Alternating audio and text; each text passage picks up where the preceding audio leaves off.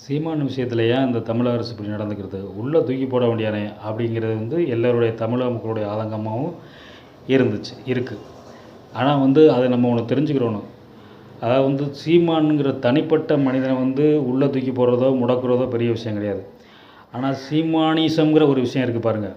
அதாவது தன்னை ஒரு பெரிய அவதார புருஷன் மாரி காமிச்சுக்கிட்டு பாமர மக்கள்ட்டயும், தற்கூறிகள்ட்டயும், படிச்சவங்கள்ட்டயும் அதைத்தான் அடிச்சு உடைச்சு காலி பண்ணணும். அந்த இமேஜை டேமேஜ் பண்ணணும். அதுதான் திமுக செஞ்சிருக்கு இப்ப. அதாவது அவன் விரல எடுத்து அவன் கண்ணே குத்துறது. அவனை கத்த விட்டு கருத்து சொல்ல வச்சு அவன் யாருங்கிறத இந்த உலகத்துக்கு சொல்ல வைக்கிறது. அதை கரெக்டாக திமுக செஞ்சிருச்சு. நீ மக்கள்கிட்ட தானே, பொதுமக்கள்கிட்ட தானே இனிமேல் ஓட்டு கேட்க போகணும், இனிமேல் பண்ணணும். உன்னை யாருங்கிறத உலகுக்கு காட்டியாச்சு. அவ்வளோதான். இதுக்கு மேலே என்ன? நீ மேலே ஒன்றும் செய்ய வேண்டியதில்லை. சீமானை இது மேலே உள்ளே பிடிச்சி போட்டுலாம் ஒன்றும் செய்ய வேண்டியதில்லை. உன்னுடைய அரசியல் வாழ்க்கையை டேமேஜ் பண்ணணும். அதை திமுக கச்சிதமாக செஞ்சு முடிச்சிருச்சு.